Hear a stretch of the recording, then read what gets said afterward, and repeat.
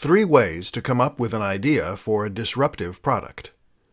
We'd all love to have that big idea that makes us rich. Imagine if you were the person who invented Velcro or Post-it notes. With a simple mechanical solution, you could change your life, while also making life easier for millions of people around the world. Not only would your own day-to-day life become much happier and easier, millions of dollars will do that, but you'd get to enjoy the incredible sense of accomplishment that only comes from doing it on your own. But can you force an idea to come? How do you encourage that spark of inspiration? Here are a few experiments you can use to trigger that next big idea. 1. Think about things that frustrate you. In business, this is called a process fix. It involves looking at the routine activities of that organization and then seeing where that routine could be improved upon. The thing is, you can also apply the notion of the process fix to real life. That might mean making it easier to open cans, making toothbrushes last longer, or defrosting the car more efficiently. In other words, ask yourself what you find to be regularly frustrating, and then challenge yourself to come up with a solution in product form. Chances are that if you could benefit from it, so too could other people. 2. Combine 2 useful products. They say there is no such thing as a completely novel idea. That instead, the closest thing is to combine 2 existing ideas into something new. Well, why not embrace that reality by simply combining 2 ideas you like into one new idea? You see tons of inventions that work this way and serve a dual purpose, thereby removing the need to order 2 separate items, and they're often very successful. 3. Go for the next big thing. Many of us dream of products we wish existed, but which we know are impossible to make.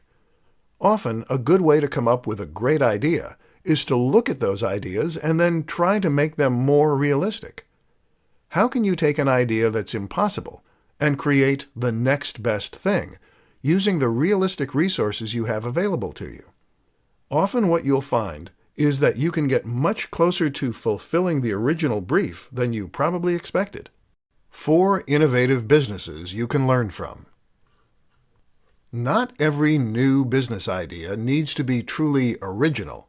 You can actually create a very successful business using only tried and tested formulas, and not even venture out that much into the unknown. In fact, this is sometimes the safer bet when it comes to creating a new business model. The problem is that it takes a truly innovative business idea if you really want to take the world by storm. If you're just happy to make a little money, then sure, something basic and already proven will work fine. But if you're looking to become a billionaire who forever changes the status quo, then you will need to come up with something completely new. Let me share 4 examples of companies that have done that in exciting ways. 1. Facebook. Facebook completely changed the way that we interact with one another, the way we stay in touch with friends, and the way that we make new acquaintances.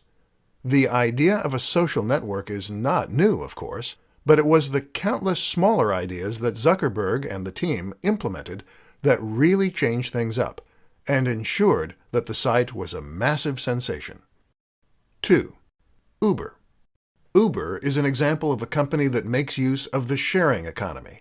This is a taxi service that is run by its users.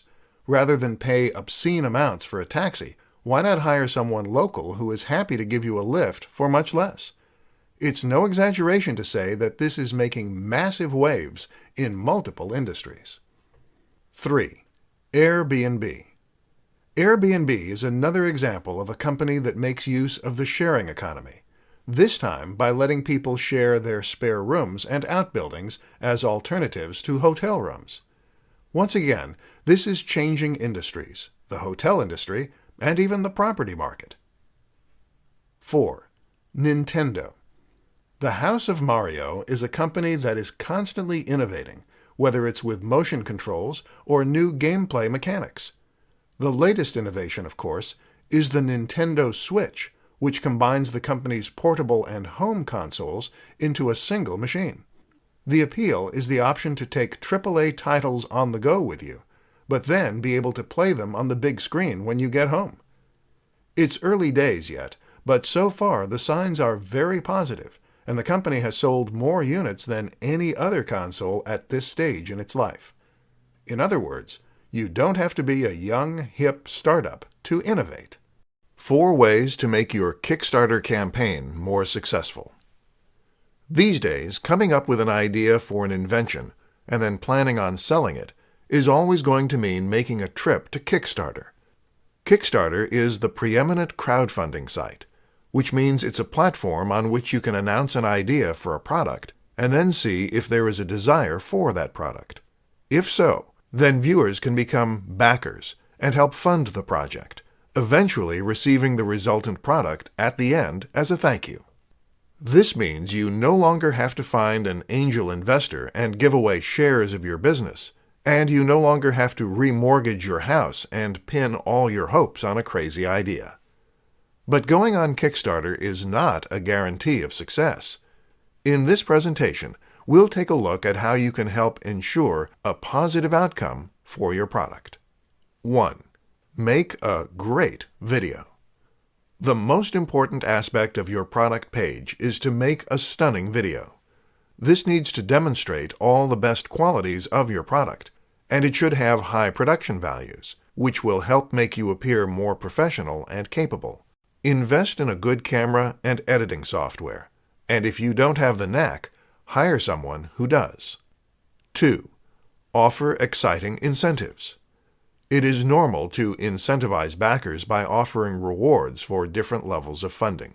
As you might expect, it's important to ensure that these incentives are exciting enough to actually be worth the money, so make sure that they are, whether that means offering discounted products, bonus packs, or the backer's name somewhere in the credits. 3. Time it well. As with comedy, timing is everything in the world of crowdfunding. Make sure you time the actual launch of the product well, but also think carefully about how long the campaign should run for and when it's going to end. 4. Prep and pickup. A strategy recommended by Tim Ferriss is called prep and pickup. The idea is that you're going to work on all the emails, ads, press releases, and other marketing materials before you launch your product. From there, you will have everything ready to go, and all you need to do is click Send at the appropriate times when the product is live. This prevents the scenario where life gets in the way and you can't promote your product as much as you should. 5 examples of businesses that take full advantage of the sharing economy. The sharing economy describes a move away from money and back to the free trade of services and products.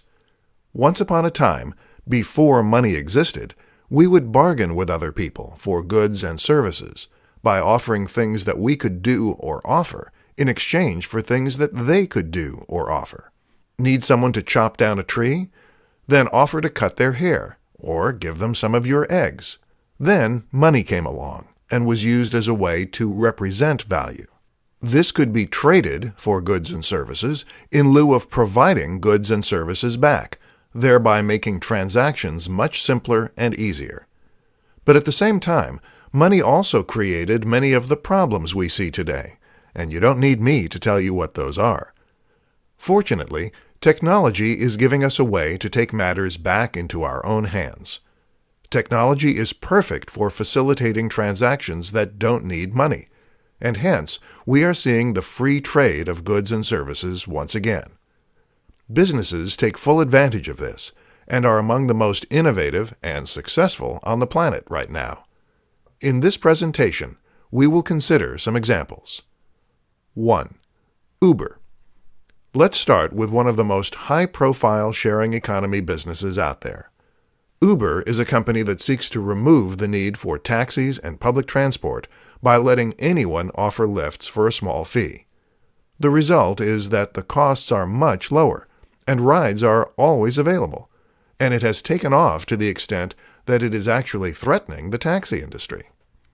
2. Spock. Shpock is an app that acts like a yard sale. Got something you don't want? Take a photo and upload it to Shpock to sell it back within your local area. 3. FreeCycle. FreeCycle takes the idea of Shpock one step further by encouraging its users to give away things that they don't need anymore, but would otherwise have to pay to dispose of.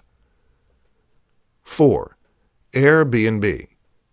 Airbnb is Uber for accommodation, allowing anyone to offer up a room, outbuilding, or attic as a place for people to stay. This is not only changing the face of the hotel industry, but even the property market. 5. Couchsurfer. Couchsurfer is to Airbnb what FreeCycle is to Uber, essentially getting people to offer accommodation for free. By letting people crash on your couch, you win goodwill to crash on the couches of other people, and thereby get a free place to stay wherever you are in the world. 6 ways to get funding for your new product idea. Got an idea for an amazing new physical product that might just change the world and make you a profit in the meantime? This is an incredibly exciting position to find yourself in, especially if you truly believe in the idea you have. That's also why it's so tragic to find yourself unable to make that vision into a reality. If you can't find the funds to manufacture your product, then you can't create it and you can't sell it. It's that simple.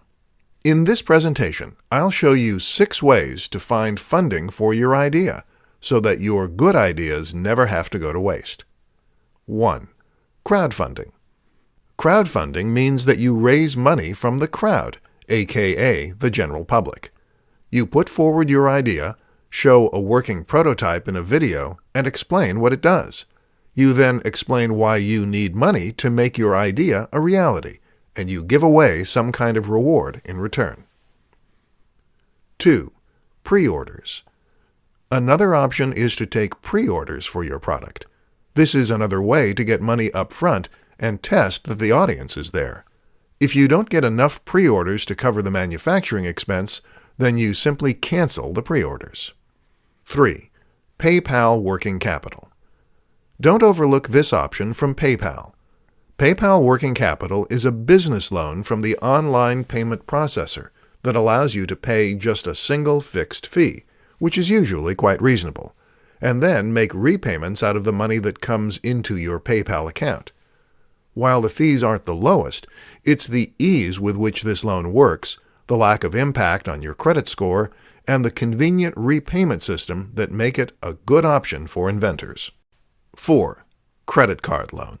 A credit card loan isn't the most elegant solution, but it certainly works. Other loans include a bank loan or a loan from the bank of mom and dad. 5. Investors. Finding a loan from an angel investor is arguably the most stressful option for getting funding, but it's also the one that can potentially reap the most rewards, especially if you are also getting the advice and help of those investors to encourage your product to grow at the fastest rate and stand the best chance of succeeding. 6. Bootstrapping. My personal favorite. Bootstrapping means that you sell another product or service in order to raise the money for your bigger and more ambitious venture. Think of this as slowly scaling up your business and your ambition. How to create your own software-as-service business. The notion of software as a service is a very interesting one, and one that is very different from pretty much any business model that has gone before it. The idea is that you are providing a service, whether that's web design or contact management, and that this service is going to be provided automatically by using a piece of software. So instead of building websites for your clients, you are offering a piece of software that can do that for them. The great thing about these businesses is that they can provide services that would be impossible to offer any other way, and they can allow you to take a very backseat approach to running them, generating passive or near-passive income. So how exactly do you create such a business? 1. Come up with the idea. The first thing you need to do is come up with your business. This is easier said than done, of course, but one useful question to ask is whether you can in any way productize a service that you are already providing. This is how Matt Mullenweg came up with the idea for WordPress, by asking how his web design company could be made into a product, and thereby scale to unforeseen heights. Another question is to think about the tools you use on a daily basis, and how they could be better as an SAS. 2. Implement the idea. The next step is to implement the idea. The problem with this is that it will very often involve programming using a web-based programming language. This is code that will run on a server, and common languages include PHP and Python. These are very complex for beginners, which is why the best option is often to outsource the actual creation of the product to someone who knows what they're doing. Use Upwork or something similar to find the staff. Alternatively, you can try using a social network building solution, several of which do exist. 3. Market the idea. Finally, you just need to market your idea. A good place to start is with your existing client list, if you have one, and from there you can try building an email list as you would for any service. Often, SAS means B2B, but not always. Otherwise, you can try using advertising and more traditional means of internet marketing. Invest the profits you make into more advertising to scale up your business, and then watch as it grows. How to find a need in a market and fill it. One of the best ways to come up with a successful business model, whether it's for a product or a service, is to find a simple need in a market and then fill it. In other words, what do people want that they don't have, and how can you satiate that need for them? If you can do this, then you'll be able to clearly communicate the value you offer and theoretically see a lot of sales as a result. In this presentation, we'll look at some ways you can identify those needs and fulfill them. 1. Look at existing products. One way to find a gap in the market is to look at the existing products in that space. What you'll likely find is that a few companies have got the niche stitched up, but that there is still room for improvement and still room for new products. Ask yourself, who are these products not catering to? What don't these products do that could be useful? 2. Look for pain points. They say that a good writer should always write what they know. Likewise, a good business strategy is to always stick with industries and niches that you understand. In other words, when you choose what you want to make or offer, it is best to choose something that you understand, rather than something that you've never used or experienced yourself. This way, you can think back to your own personal experience of that thing and ask yourself what could have been done better. Or if there is a product or service you use every day and it fails, ask yourself how that product could have been made any better. Is that something you can fix? 3. Survey the market. Another simple way to find things that aren't out there is to survey the intended market. In other words, ask the people you're selling to what they would like to see more of and where they feel their needs aren't being met. 4. Consider smaller cross-sections. Speaking of the market, have a think about who the market includes and whether there is a group within that market which has distinct needs not felt by the rest.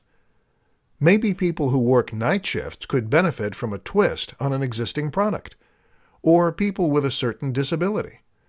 All these strategies can be fantastic ways to find new business opportunities.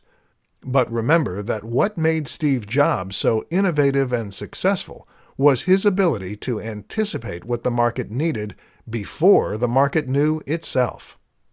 How to market your new disruptive idea. Got a new idea for a product or service that is going to be truly disruptive and change the way we see the world? Great. Only you're not the first, and you probably won't be the last either. The thing is, ideas are a dime a dozen, and actually the hard part is marketing those ideas and getting them to sell. That's where the marketing part comes in, and that's the difficult part. Unfortunately, it's even harder in many cases when your idea is exciting and new. Why? Because there is less point of reference and less context that you can use to explain your idea. So how do you get the word out about your new concept?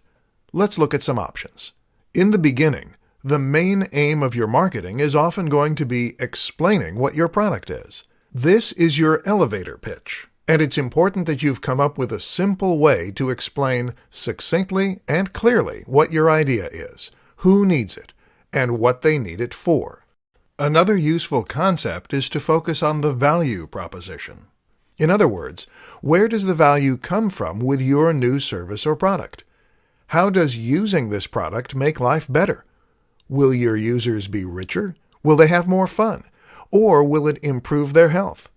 While the how and the what might be new, very often the why will be universal, and this will be key in communicating your message. In order to do any of this, though, you're going to need to think about whom your product is marketed to, and who will want to use it. This will tell you where to present your message, and how to present it.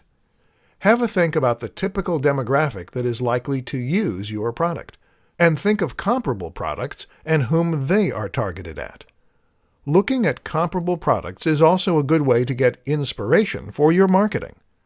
Finally, don't be afraid to embrace the newness of your product or service. In other words, if your product is so different that it stands out, then this can actually help it spread by word of mouth. Consider those 5-finger shoes by Vibram. These drew the eye so much that they practically marketed themselves. How can you get people talking about your brand? How to test an idea before bringing it to market. One of the worst things you can possibly do as an entrepreneur or any business person is to invest a huge amount of time and money into an idea that doesn't have an audience. If you spend thousands of dollars or countless hours developing a product that no one buys, then of course it is going to be money down the drain. And of course that may sound obvious, but it is an unfortunate reality that happens far more frequently than you might think. The problem is that we will often assume that because we want a certain product, that there must be market demand for it too. Or because something has been successful in the past, it will likely be successful in the future. This is not the case, however, and if you want to ensure your product will be successful, then there are some different precautions you need to take. In this presentation, we'll learn what those are. 1. Validation. In business terms, we call what we just described validation. The aim is to validate an idea for a product or business, and then test if it really has appeal. One way of doing this is to try selling the product or service before it's finished. You can do this by offering a beta test of sorts, by taking pre-orders, or even by having a sales page that informs the buyer you're out of stock only once they try to make a purchase. This is important because very often people will say they're interested in an idea, but they're not necessarily willing to pay for it. To test if your idea truly has legs, you really need your audience to put their money where their mouth is. Then you can calculate how much money you would have made and whether or not that would have been enough to make the work worthwhile. 2. Fail fast. A similar approach is to invest as little time and money into an idea as possible, but still release the product or service. This way, you can then start selling it as quickly as possible and testing to see if there's an audience there. If the product sells as is, called an MVP or minimally viable product, then you can invest more time in developing it and marketing it. If not, you move quickly on to the next project. Hence, fail fast. Top mistakes that new entrepreneurs make. Got a big new idea? Great. In all likelihood, you're probably extremely excited to bring it to market, whether it's some kind of service or some kind of physical product. Either way, though, you are now at a crossroads. People have amazing ideas all the time, but it is rare that they actually do anything useful with those ideas. All too often, those ideas don't come to anything because the person with the said idea never takes a chance on it, or because they go about it in the wrong way. Here are some of the most common mistakes that have robbed the world of truly incredible ideas, and what you can do to prevent the same fate happening to your own innovations. 1. Not validating the idea. Validation essentially means testing that there is an audience for a product or service. Having a great idea is one thing, but having a great idea that will sell is another. And if you want to make this a business, then you need to be able to sell it. To find out, you need to do some kind of trial run.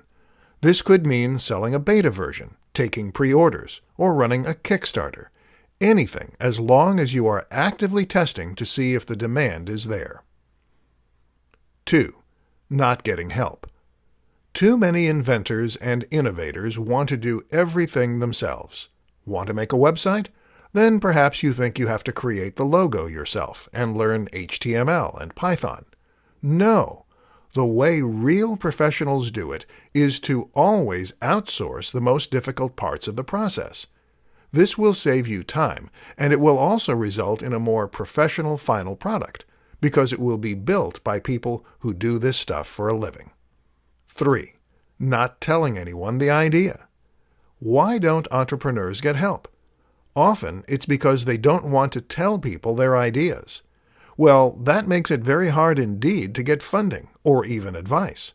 If you're serious about your idea, then you need to start talking about it as soon as possible. Don't worry about people stealing your ideas.